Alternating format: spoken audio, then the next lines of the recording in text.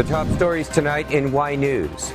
The new Enhanced Defense Cooperation Agreement sites in the Philippines will allow the seamless response of the United States to any conflicts in the Indo-Pacific region, according to a security analyst. The Department of Foreign Affairs confirms preparatory talks between the Philippines and China for potential joint oil and gas exploration in the West Philippine Sea will begin next month. The Department of Environment and Natural Resources is releasing an initial estimate of the damage to the ecosystem of the oil spill caused by the sunken MT Princess Empress. And the National Aeronautics and Space Administration unveils crew members for 2024 Artemis Moon mission.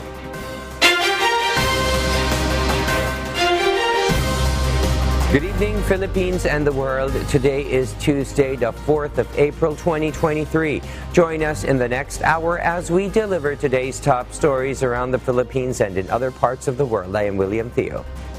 We are also seen in 1,935 satellite monitoring centers nationwide and via live streaming worldwide through the UNTV News and Rescue social media channels. I am Harleen Delgado. First in the news, Malacanang has already identified 4 new locations under the Enhanced Defense Cooperation Agreement. According to a security analyst, the said new EDCA sites are useful for the United States forces in responding for possible military conflicts in the region. Nel Maribohok reports. Professor Romel Banlawi, a security analyst, believes that the additional 4 locations under the Enhanced Defense Cooperation Agreement, or EDCA, are part of the strategies of the United States to easily respond in possible military conflicts in Asia. It is not an accident for the United States to select these 4 sites because we know that the United States is preparing for military contingencies in flashpoints of conflict in Asia. Banlawi said the U.S. is preparing on the growing concern over China's conduct in the South China Sea, tension over self-ruled Taiwan, and in the situation in Korean Peninsula. Apparently, the 3 additional locations in Isabela and 2 in Cagayan are really directed to prepare the United States to respond in any military situation in the Taiwan Strait as well as in the Korean Peninsula. And the selection of location in Balabac, Palawan is truly supporting American military preparation for any military activities in the South China Sea. The U.S., through the Pentagon, said the 4 additional EDCA sites will strengthen the interoperability of American and Filipino soldiers. In a statement shared by the U.S. Embassy in Manila, the Pentagon said the new EDCA sites will allow them to respond more seamlessly to address a range of shared challenges in the Indo-Pacific region, including natural and humanitarian disasters. The sites named on Monday are the Camilo Ocias Navy based in Santa Ana and Lalo Airport, both in Cagayan Province, and Camp Melchor de la Cruz in Gamo, Isabela Province, and the island of Balabac of Palawan. Nel Maribohok, UNTV News and Rescue. We serve the people, we give glory to God. The management of Araneta City Busport expects around 2,000 passengers on a daily basis during the long holiday. JP Nunez will tell us why. Araneta City Busport recorded around 1,500 to 2,000 passengers per day this season of long holiday. Mr. Ramon Legaspi, the administrator of the terminal, said it was fewer than the daily average recorded per day from the previous peak seasons. Nung araw, regular day namin, naglalaro ng 4,000. At peak season, naglalaro ng 6,000 to 8,000 average daily. Malayong malayo.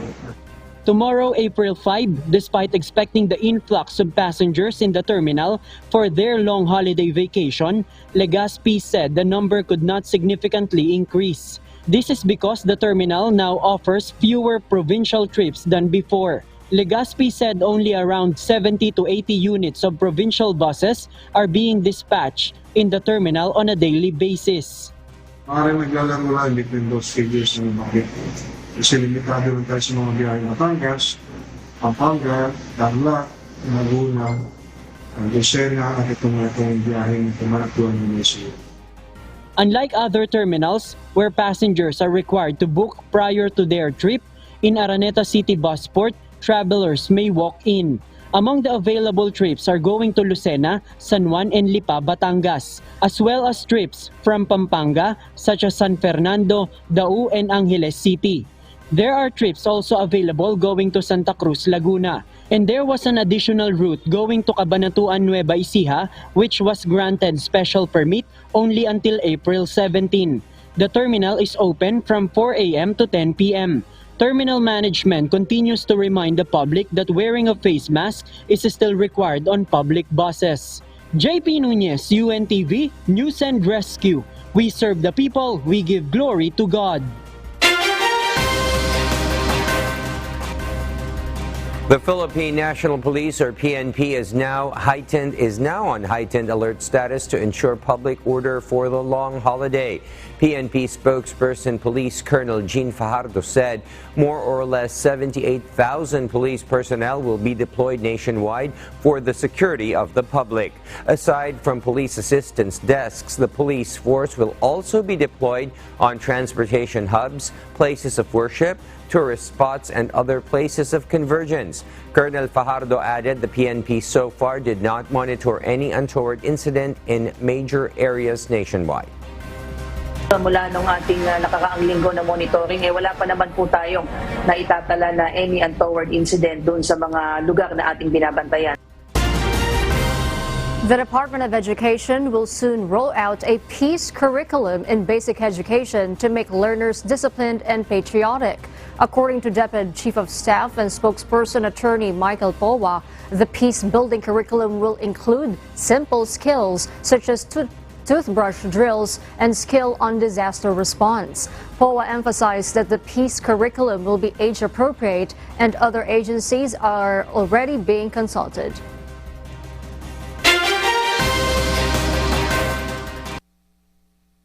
And for our news abroad, the arrest of a female suspect in connection with a cafe explosion in St. Petersburg that killed a well-known pro-war blogger Vladimir Tatarsky and injured 32 people has been confirmed by Russian police. Nerissa Dando explains why live. Yes, Nerissa? Good evening, Kath. In an update to the cafe blast in St. Petersburg, Russia, that killed the 40-year-old blogger Vladimir Tatarsky, the Russian Interior Ministry released a video of their suspect who denied any involvement in the explosion and insisted that she was framed. The explosive device was reportedly hidden inside of a present given to Tatarsky by Daria Tripova, a 26-year-old St. Petersburg resident, who is now arrested after CCTV footage showed her walking to the cafe with a package. Tripova allegedly cut her hair to change her appearance and rented a different apartment in an apparent attempt to flee. However, police were able to locate her using surveillance cameras. The suspect was also previously detained and spent 10 days in jail for attending a rally against the Ukraine war on the day of the invasion. Maria Zakhareva, the foreign ministry spokeswoman, criticized Russia's lack of action in death cases of Russian journalists, stating that more can be done to prevent violence from occurring. Meanwhile, Tatarsky received the posthumous Order of Courage from President Vladimir Putin on Monday, April 3, but still unknown who was responsible for his death. Back to you, Kath. Thank you, Nerissa Dando, for that report live from Japan. The North Atlantic Treaty Organization, or NATO Secretary Jens Stoltenberg, has announced that Finland will become the 31st member of the Western Military Alliance.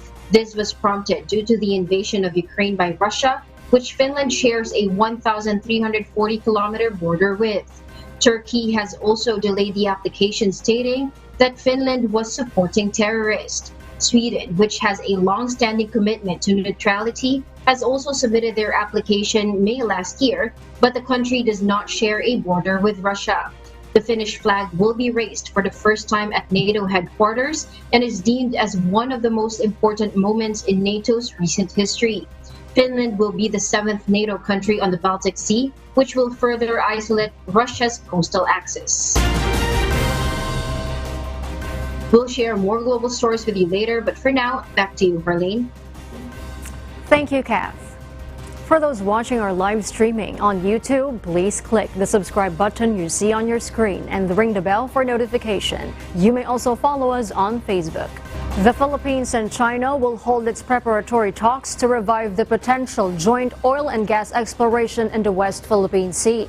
In a statement, the Department of Foreign Affairs, or DFA, says the two governments will meet in Beijing next month. According to the DFA, the meeting will discuss parameters and terms of reference of the potential exploration. It adds DFA Secretary Enrique Manalo assured Senator Francis Tolentino that updates will be provided regarding the matter. In a radio interview, Tolentino earlier cautioned the DFA in its discussions with China on the possible joint oil and gas exploration, saying that it could be a trap which might worsen the presence and incursions of China in the West Philippine Sea.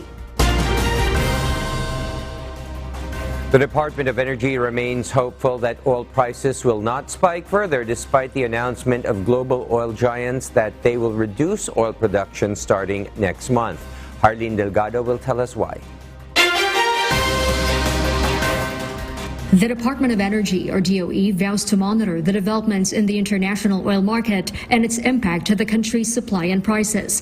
This comes after members of the Organization of Petroleum Exporting Countries, or OPEC Plus, announced they will voluntarily cut their oil production by 1.16 million barrels per day beginning next month until the end of 2023. DOE Oil Industry Management Bureau Assistant Director Rodela Romero says the global market has already reacted to the announcement, but it remains uncertain as to how long this will last. Nag-react na yung merkado ng tataas. Pero yung assurance kung magpapatuloy pa to, hindi natin malaman kasi nandyan pa rin naman yung mga iba't ibang factors para bumaba. Like yung pagtaas ng interest rates, di ba, ng United States.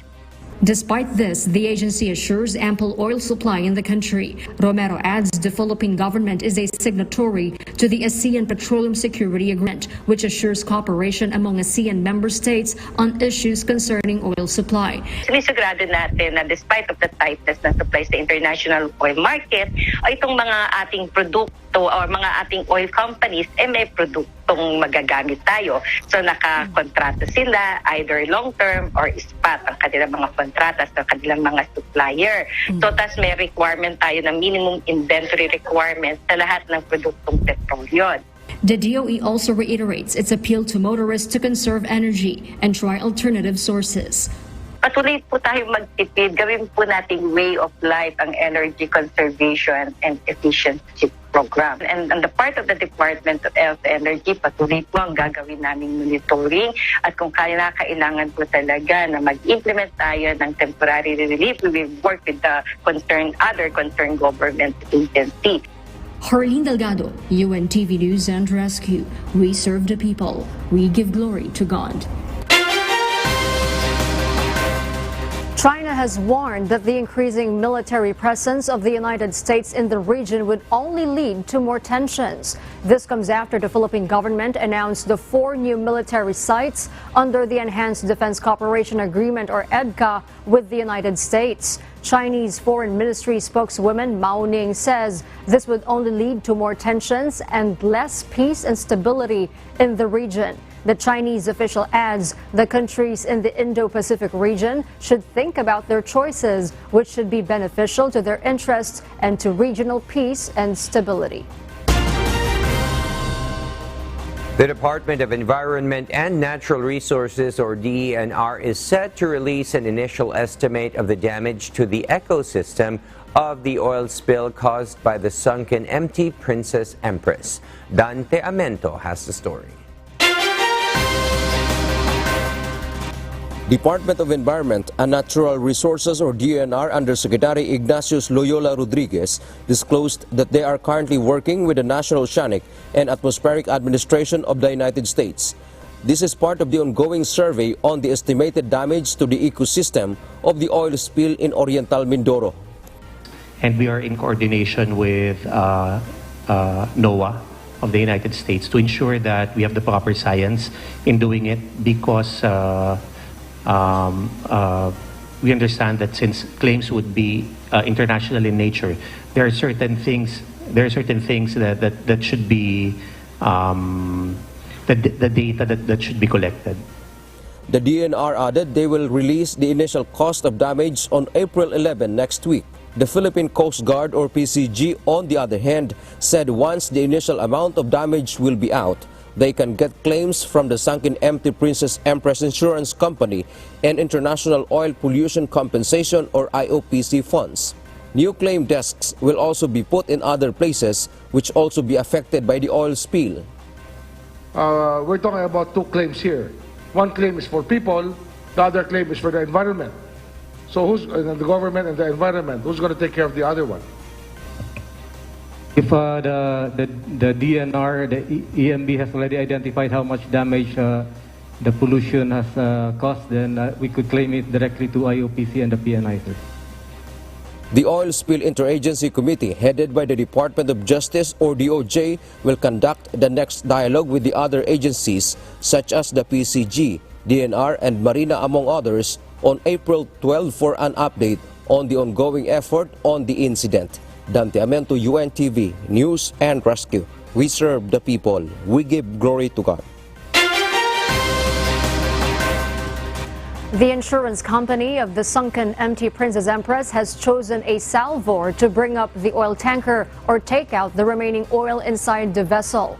Oil Spill Interagency Committee Chairman and Department of Justice Undersecretary Raul Vasquez said it will be faster compared if the government will look for the service provider because it will not need public bidding. The DOJ will facilitate expediting the effort by sending a letter to the MT Princess Empress Insurance Company in London. They have already chosen an international salvor with known experience and with the required equipment. And this is a good thing that the public ought to know. There is already a chosen salvor to take out the vessel or to take out the oil inside or to bring up the vessel itself.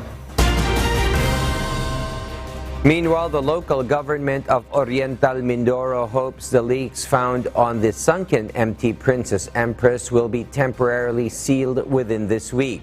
5 of the 11 leaks have been sealed off with capping bags. The first 2 leaks were sealed off on Saturday, April 1, using capping bags from the United Kingdom. Yesterday, 3 more were covered using specialized bags from Cavite. The bagging operation of the Shin Nichimaru is not easy because there are many obstructions that interrupted the Japan ROV's passage. The role of the United States Navy was a huge help in facilitating the bagging operation of the Shin Nichimaru. U.S. and Japan are working alternately to make their work easier and continuous. Ang hindi lang natin makonfirma ngayong oras na to kasi walang signal ka hapon doon sa area ay yung 3 ikinabit kung natakpan yung 3 malalaki lahat. Pero sure ako na may 3 natakpan kahapon. Napakahirap. Nagpapasalamat tayo sa US Navy.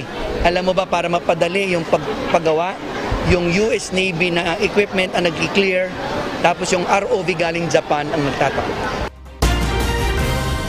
The government will sell confiscated sugar not only in Kadiwa stores but also in wet markets. According to Pablo Azcona, board member, farmers representative of the Sugar Regulatory Administration, or SRA, they are about to pack around 4 million kilos of confiscated sugar. Azcona noted that the sugar could be available to markets this month. Stores in the market should be accredited by Kadiwa to be able to sell the sugar at 70 pesos per kilogram. Yung target ng Kadiwa is actually to not only sell it during the Kadiwa events, no, or in the Kadiwa stores. The target talaga is to get the sugar out to the palengke so everybody can avail of it. The SRA is also studying the release of suggested retail price or SRP for refined sugar. Despite the availability of the imported sugar in the market, prices still range from 86 to 110 pesos per kilogram. Azgona said that they are thinking of setting up an 85 to 90 pesos SRP. 10 detainees who escaped from the Malibay detention facility have been arrested by joint operation of the Pasay City Police District and other police stations. Meanwhile, Pasay City local government will implement stronger policies to ensure that this type of incident will never happen again. Bernadette Tinoy will tell us why. The Pasay City Police District reported that all of the 10 escapees from the Malibay detention facility yesterday have been arrested. This is after the manhunt operations to capture all detainees through the collaborated efforts of different police stations. According to Pasay City Chief of Police Police Colonel Froilan Uy, the mastermind of the escape is Norman Data. Ang pinaka-ulo or pinaka-mastermind at siya ang may hawak ng barel ng pulis na nakuha niya, Norman Data. Nakuha ito dito sa Barangay 157, Pasay City, kaninang alas 11. We added that the arrested escapees will face charges like evasion, assault, and robbery with violence. This is aside from the previous charges such as robbery, carnapping, and violation of Comprehensive Dangerous Drugs Act of 2002. Meron po ang kaso na evasion, number 1. Number 2, assault. Number 3, robbery with violence. Meanwhile, the Pasay City Local Government Unit announced that they will implement stronger policies in the city to ensure that this kind of cases will never happen again. Bernadette Tinoy, UNTV News and Rescue. We serve the people, we give glory to God. Artemis 2 will be the first manned mission to the moon in 50 years, and the National Aeronautics and Space Administration has just revealed a historic crew. EDCA tells us why. The United States Space Agency announced the 4 crew members of the Artemis 2, which will see the first woman, first person of color, and the first Canadian on a lunar mission at a ceremony in Houston, Texas on Monday, April 3. The crew, namely Commander Reed Wiseman, pilot Victor Glover, and mission specialists Christina Hammock-Koch and Jeremy Hansen, will embark on a 10-day mission to the moon in November 2024. Director of the Johnson Space Center Vanessa Weich said the mission will pave the way for a further deep space exploration by humans, presenting new scientific, commercial industry, and academic opportunities. The 3 U.S. space veterans will be making their second trip into space with the Artemis 2 flight. Christina Hammock-Koch holds the record for the longest space flight conducted by a woman. Victor Glover served as second-in-command on SpaceX's 2021 Crew 1 mission, while Reed Wiseman, who is an International Space Station flight engineer, has logged nearly 13 hours as a lead spacewalker. Jeremy Hansen, who is the first Canadian astronaut to join a lunar flight, praised Canada's can-do attitude for allowing him to be part of the mission, and America for showing true leadership by curating a global team. The astronauts will be testing the Orion spacecraft and performing maneuvers, and if successful, NASA plans to launch a 3rd Artemis mission which will include a landing on the moon. EDCA, UNTV News and Rescue. We serve the people, we give glory to God. And those are the reasons behind the news in other parts of the globe. I'm Kat Maraos, live from Bangkok, Thailand. Good evening. The Department of Health has not yet found a legal remedy to push through with the delivery of the bivalent vaccines to be donated by the COVAX facility. Gladys Tuabi will tell us why. The delivery of bivalent vaccines from COVAX facility in the Philippines was temporarily put on hold because of the indemnification and immunity liability required by the vaccine manufacturers. Currently, the government is still looking for legal remedy to address the issue. Mukhang nandun tayo ngayon sa isang sitwasyon kung we are challenged by our legal situation. One of the conditions being asked by manufacturers is a waiver, where they can't be sued and not be liable for whichever happens during the vaccination using their donated vaccines. Ngayon po, we are faced with that challenge where there would be no basis for government to sign on to this agreement because hindi naman po basta-basta na-waive ang sovereign rights ng isang bansa. At iyan po ay isa sa mga hinihingi doon sa ng mga manufacturers is for us for them to be immune from any liability within our jurisdiction. Meanwhile, the DOH hopes that the Philippine Center for Disease Control will be approved, as it also holds conditions in terms of acquiring vaccines. The most concrete ngayon na option na meron tayo is our inclusion into the Center for Disease Control Law or Bill na hopefully maipasa ng June ng taon na ito kung saan nakasaad dyan yung mga indemnification at saka immunity from liability clauses that we found also in RA 11525. So as to the timeline, we will wait for this legal basis for us to enter into these agreements until we can be able to provide our citizens the exact timeline as to when bivalent vaccines will be available. Despite the challenge of looking legal remedy, 2 more countries have expressed their interest of donating vaccines in the country. Gladys Tuwabi, UNTV News and Rescue. We serve the people, we give glory to God. Our kasangbahay, as the world faces these trying times amid the pandemic caused by coronavirus, we are inviting everyone to join the global prayer for humanity. Good day. I'm Brother Eli Soriano of the members of the Church of God International. I want to invite you to join us in a minute of prayer every day to pray for humanity and the whole world as we go through these perilous times.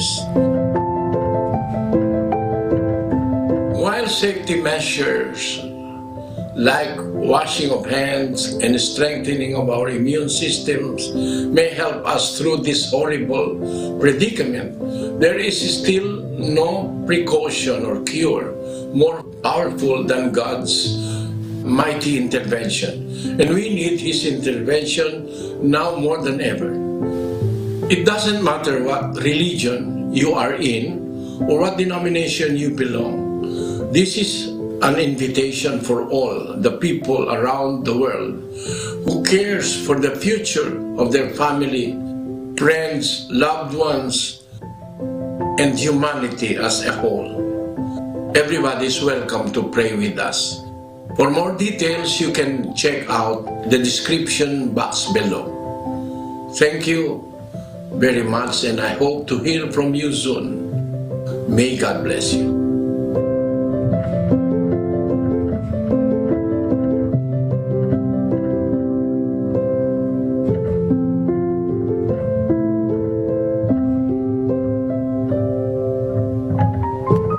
And before we close, we will leave you with a word, giving glory to God. From the book of Proverbs, chapter 4, verses 18 to 19, it says, "But the path of the just is as the shining light, that shineth more and more unto the perfect day. The way of the wicked is as darkness, they know not at what they stumble."